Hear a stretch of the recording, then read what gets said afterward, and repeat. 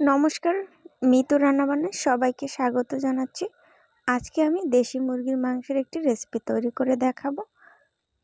এইভাবে রান্না করলে দেশি মুরগির মাংসের স্বাদটা কিন্তু বেশি আসে, আর অবশ্যই আপনাদের ভালো লাগবে এটা আশা করছি। মাংসের এই রেসিপির টিপস অ্যান্ড ট্রিক্স জানতে চাইলে ভিডিওটি পুরোপুরি দেখুন। আপনাদের যদি এই রেসিপিটা ভালো লেগে থাকলে তো প্লিজ লাইক করবেন আর কমেন্ট করে জানিয়ে দেবেন কেমন লেগেছে। আর অবশ্যই বেশি বেশি শেয়ার করবেন। আর চ্যানেলটি সাবস্ক্রাইব করা না থাকলে সাবস্ক্রাইব করার অনুরোধ রইল। যারা সাবস্ক্রাইব করেছেন তাদের আবারও একবার ধন্যবাদ জানাচ্ছি। এবার চলে যাব মূল রান্নায়। চুলায় একটা কড়াই বসিয়ে দিয়েছি আর কড়াইটাকে ভালো মতন গরম করে নিয়েছি। গরম কড়াইয়ে আমি দিয়েছি পর্যাপ্ত পরিমাণ তেল, আর তেলটাকে ভালো মতন গরম করে নিব।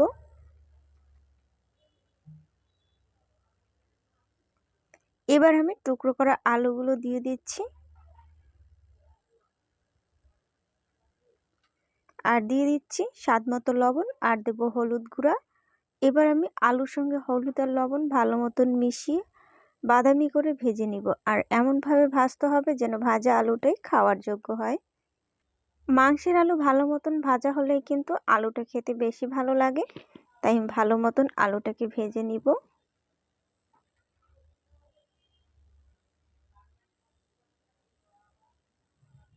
আলুগুলো ভাজা হয়েছে, এবার আমি একটা পাত্রে উঠিয়ে রাখছি।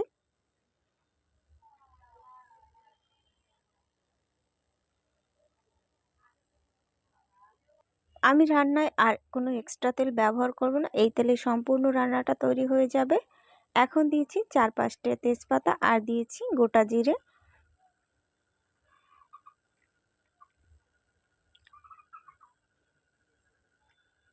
এখন দিয়ে দিচ্ছি 2টো শুকনো মরিচ। এবার ভালো মতন ভেজে নিব।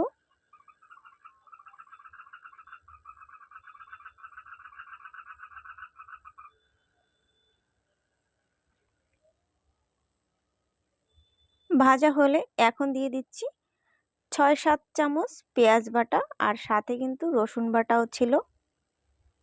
পেঁয়াজ আর রসুন বাটা ভালো মতন ভেজে নিব।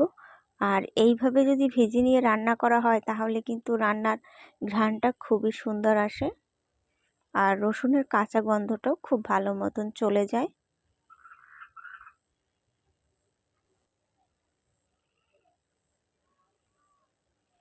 এখন দিয়ে দিচ্ছি উঁচু উঁচু 1 চামচ আদা বাটা, আর দিয়ে দিচ্ছি উঁচু উঁচু 2 চামচ ধনিয়া বাটা। আরও 2-3 মিনিটের মতো মিডিয়াম আঁচে মশলাগুলো ভালো মতন কষিয়ে নিব।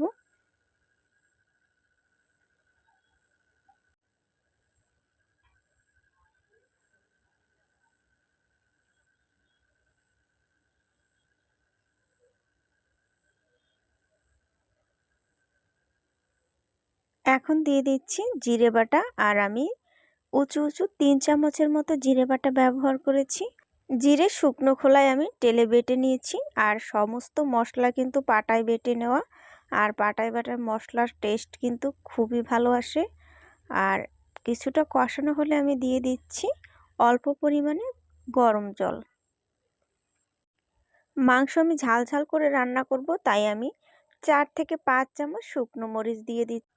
প্রত্যেকটা মশলাই আমি আলাদা আলাদা সময় নিয়ে কিন্তু কষিয়ে নিয়েছি, আর এভাবে কষিয়ে নিলে কিন্তু মাংসের স্বাদটা খুবই ভালো আসে। আপনারা এভাবে একবার ট্রাই করে দেখবেন, আশা করছি খুবই ভালো লাগবে।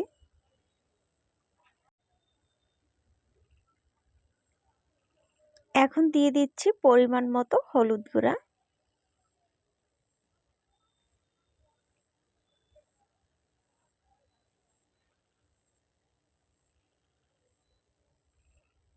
সমস্ত মশলাই ভালো মতন কষানো হয়েছে, এবার আমি দিয়ে দিচ্ছি ধুয়ে জল ঝরিয়ে রাখা দেশি মুরগির মাংস।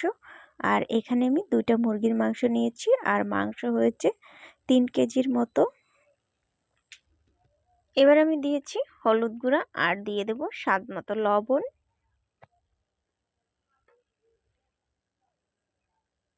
এবার আমি মাংস ভালো মতন কষিয়ে নিব।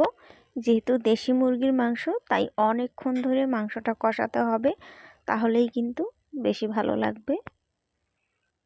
মাংসে অনেক তেল হয়েছিল, তাই আমি প্রথমেই কম তেল দিয়েছি, আর দেখুন কতটা তেল বেরিয়ে এসেছে, আর মাংসও অনেকটা কষানো হয়েছে।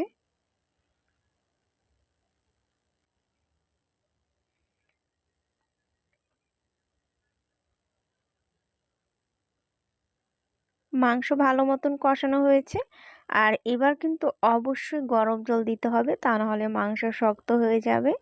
এবার আমি হাই হিটে 15 মিনিটের মতো রান্না করে নিব।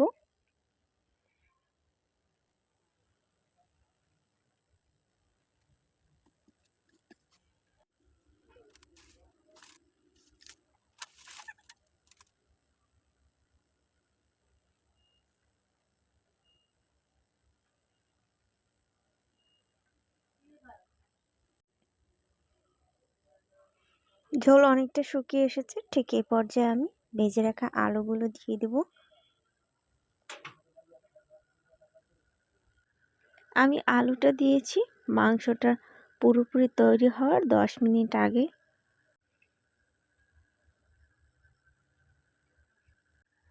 মাংসের ঝোল অনেকটা শুকিয়ে এসেছে, আর দেখতেই পাচ্ছেন উপর দিয়ে কতটা তেল ভেসেছে। আর আমি অফ ক্যামেরায় দিয়েছি গরম মশলা বাটা, আর গরম মশলা বাটায় নিয়েছি 5টা এলাচ, 2 টুকরো বড় সাইজের দারুচিনি, 3-4টে লবঙ্গ ও 5-6টা গোলমরিচ। আর আমি শুকনো খোলা এগুলো টেলে বেটে নিয়েছি। আর এইভাবে টেলে নিয়ে গরম মশলা দিলে কিন্তু ঘ্রাণটা খুবই ভালো আসে। রেসিপিটা পুরোপুরি তৈরি হয়ে গেছে, এখন আমি এটাকে পরিবেশন করে নিব। আর এতক্ষণ ধরে আমার এই ভিডিওটি যারা দেখছেন তাদের অসংখ্য ধন্যবাদ জানাচ্ছি। আবার দেখা হবে অন্য কোনো রেসিপিতে। ততক্ষণ আপনারা ভালো থাকুন, সুস্থ থাকুন।